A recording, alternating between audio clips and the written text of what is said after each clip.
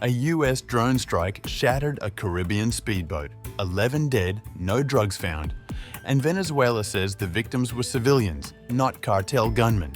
Caracas denounces premeditated murder, while Washington calls it a blow to narco-terror. President Nicolás Maduro activates 284 Battlefronts, vows to resist the North American empire, and readies troops as tensions with the Trump administration spiral toward a dangerous showdown in the Caribbean.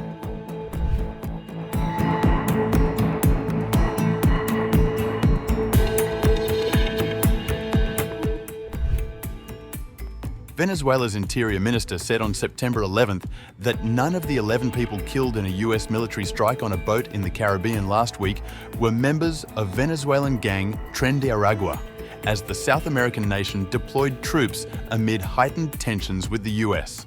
Interior Minister and ruling party head Diosdado Cabello said on state television, "They openly confessed to killing 11 people. We have done our investigations here in our country, and there are the families of the disappeared people who want their relatives. And when we asked in the towns, none were from Tren de Aragua, none were drug traffickers." Earlier, the administration of US President Donald Trump said the vessel was carrying illegal narcotics, but offered little additional detail, even as members of Congress pressed for a clearer justification of the strike. Venezuela, meanwhile, dismissed Trump's account, claiming in the aftermath of the incident that a video he posted of the strike was generated using artificial intelligence.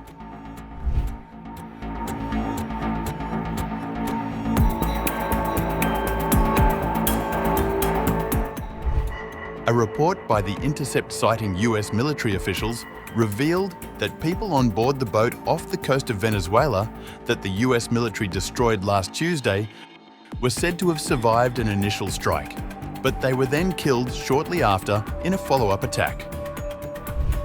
The boat was under US surveillance for a significant period of time. Those on board apparently spotted the US aerial assets and altered the vessel's course.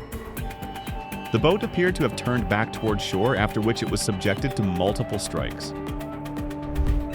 The three sources, including Senator Rand Paul, told The Intercept the boat was attacked by one or more drones.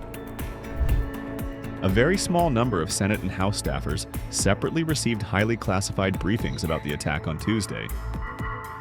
No senators or House members were in attendance.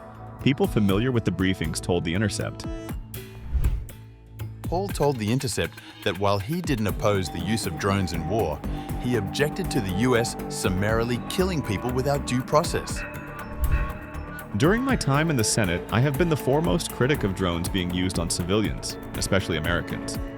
The recent drone attack on a small speedboat over 2,000 miles from our shore without identification of the occupants or the content of the boat is in no way part of a declared war, and defies our long-standing Coast Guard rules of engagement, which include warnings to halt, non-lethal force to capture, and ultimately lethal force in self-defense or in cases of resistance." Two officials familiar with the strike were left with the impression that more attacks in the Caribbean would be forthcoming in the weeks ahead. Multiple sources told The Intercept that Special Operations Command, or SOCOM, conducted the lethal operation. This is considered highly unusual given all the other military assets based in the region. In response to questions from The Intercept, Chief Pentagon spokesperson Sean Parnell sent this statement. "Narco-terrorists who poison the American people will find no safe harbor in international waters or anywhere in our hemisphere. This strike sent a clear message. If you traffic drugs toward our shores, the United States military will use every tool at our disposal to stop you cold." Secretary of State Marco Rubio also made clear that the US could have halted the ship and arrested the crew, but chose to kill them instead. "Instead of interdicting it on the president's orders, we blew it up. And it'll happen again." Brian Finucane, a former State Department lawyer who is an expert in counterterrorism issues and the laws of war, told The Intercept that the new details, while horrific, did not change the underlying legal issues. The US president is asserting the power to engage in the premeditated killing of people outside of armed conflict. There is no evidence that these people were lawful targets. The Trump administration hasn't established that there was an armed conflict, hasn't established that the law of armed conflict governed any such hostilities, and hasn't established that the people aboard the vessel itself, or its cargo, were lawful targets under the law of war.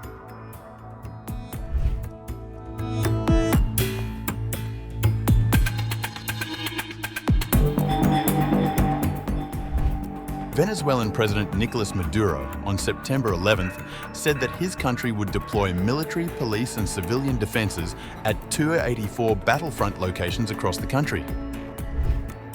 We are activating 284 battlefronts. 284 battlefronts with the Bolivarian National Armed Force and all its equipment, the Bolivarian National Armed Force, supporting with all the equipment, troops, officers.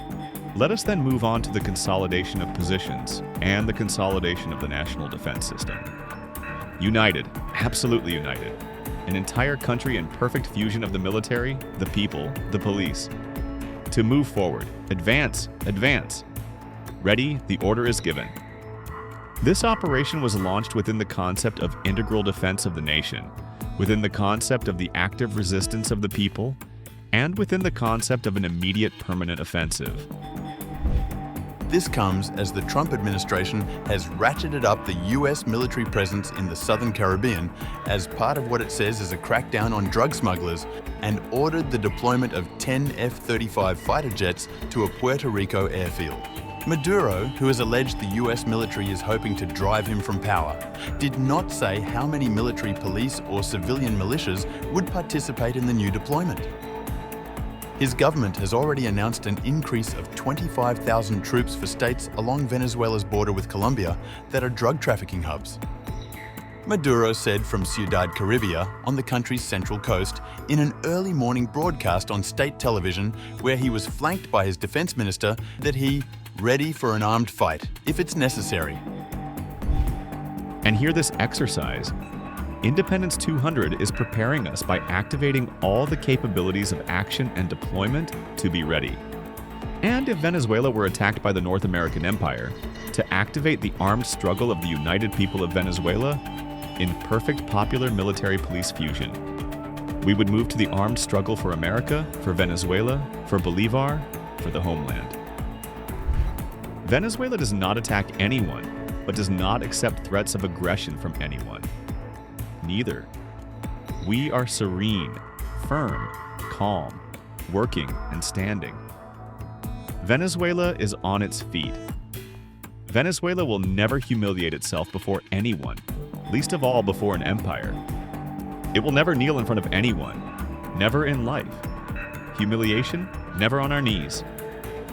The showdown intensifies as Washington doubles its bounty for Maduro's arrest to $50 million, citing drug trafficking ties, charges he rejects, insisting Venezuela is not a drug-producing country.